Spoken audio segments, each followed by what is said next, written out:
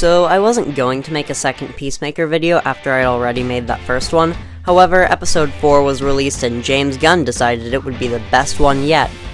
The only problem being, some wrong people disagreed. In fact, some have said that this episode is the worst episode so far, and while everyone is allowed to have their own opinion, and if you didn't think this episode was the best of the episodes, that's okay. What's not okay is the idea that this episode is filler.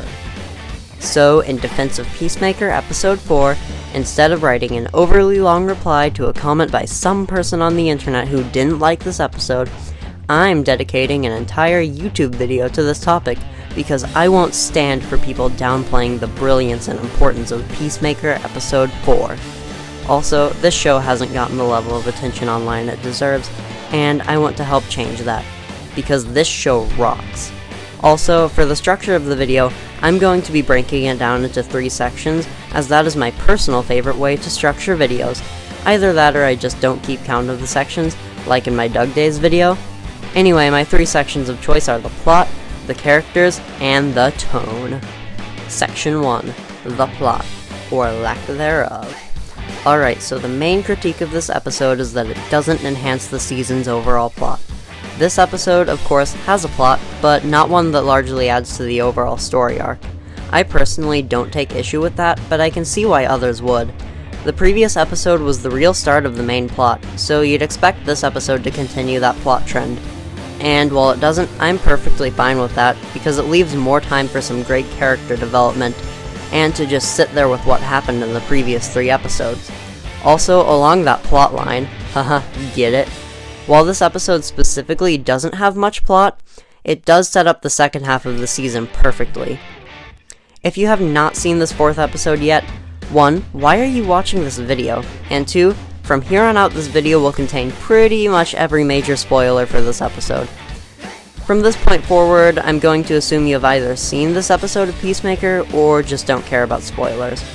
Anyway, what I was alluding to before I was so rudely interrupted by that spoiler warning were the twists with Myrn being a butterfly and Augie Smith learning he was framed.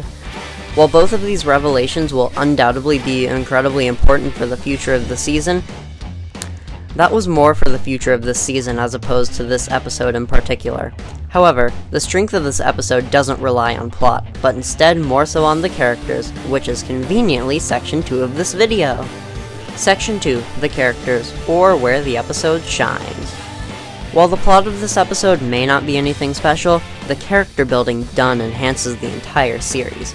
This episode, for me, took Peacemaker from a likable character to a character I can truly care about. And that is where the strength of this episode lies, in its characters. With the basic setup of Peacemaker finding out that his dad is in prison and visiting him, this episode delivers some of the best character work in the show thus far, specifically with the characters of Chris Smith, aka Peacemaker, Adrian Chase, aka Vigilante, and Leota Adebayo. Peacemaker's character work is probably the most noticeable, as it is the center of the episode, and Peacemaker is the main character, if you couldn't tell from the title of the show.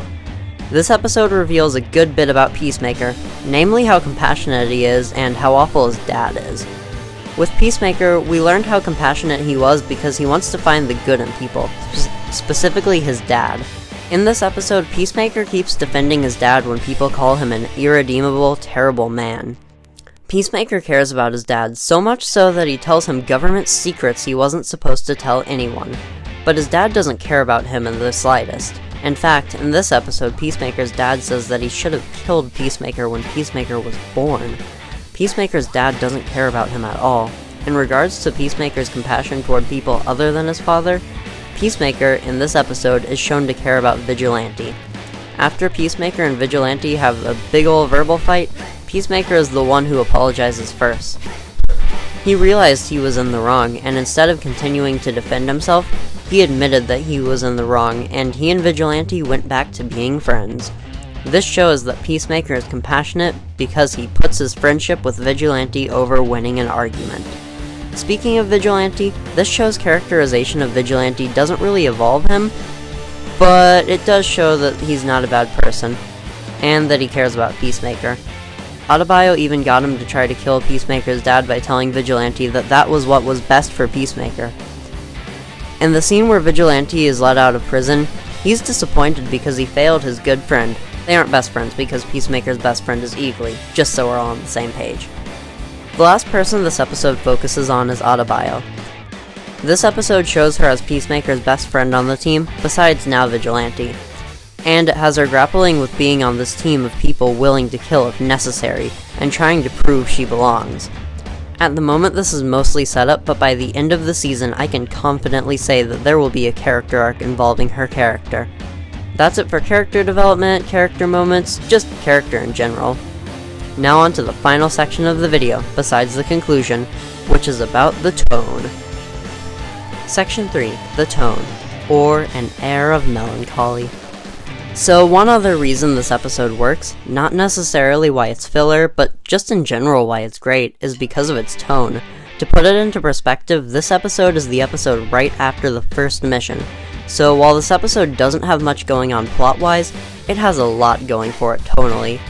This episode is mostly reactionary, with characters reacting to events from episodes 2 and 3.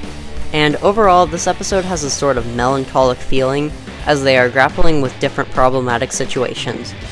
Peacemaker learned his dad was in prison, Adebayo was learning what it would take to be on this team, and wasn't sure she was cut out for it.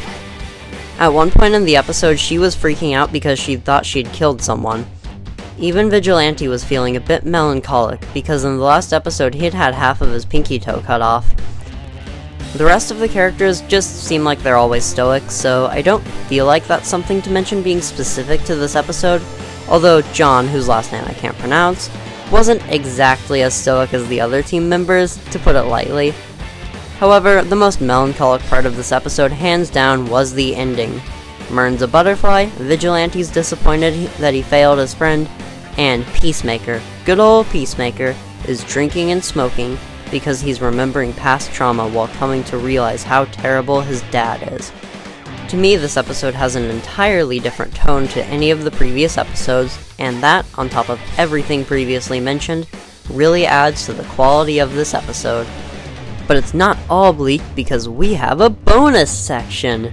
And this one's about a bunch of miscellaneous stuff that I think is great with this episode! That was like a "that's not all, folks" kind of voice, if you know what I'm referring to. Yeah. Anyway, so to start off, I'd like to give a shout out to the amazing intro. I know it's in every episode, but that doesn't make it not great. In fact, it makes the show better because it means I'll watch that intro at least 8 more times than I previously would have. Because this season has 8 episodes. I wasn't sure if my statement was clear. Anyway, that's great, but another thing that's great is the humor, because this episode is, in my humble opinion, the funniest episode so far. To add to the greatness of the episode, this episode also had some great fight scenes, especially the parking lot fight. Gorilla Grodd was teased, the Riddler and Mad Hatter were confirmed to be in the DCEU, people believe Batman doesn't kill, Vigilante is great as always, Matter Eater Lad was also confirmed, Vigilante had an Ultra Bunny figurine on his dashboard. If it walks like a duck. Anything with Vigilante in prison was hilarious, and last but certainly not least, this episode didn't have a dull moment. None of these episodes have felt like they've overstayed their welcome, and this one continued that trend. Conclusion. In conclusion, Peacemaker Episode 4 is great because of its lack of plot, its characters, and its tone. All opinions are valid, this show is great, not a remotely bad episode yet. If you aren't already sold, I'll leave you with this. This show is so good that 4 episodes in, I've already made 2 video essays talking in some way about how great it is. But if you are sold on the show, and have already seen all the episodes that have come out this far, not like have seen episode 8, because no one besides the people who have made the show at this point have seen episode 8. But anyway, if you've seen all the episodes up to this point, I'm curious, what's your favorite episode so far? Like this video if you like this video, subscribe for more Peacemaker content because this show is so good, and most importantly, have a great day. Peace out. Yes, I said peace out.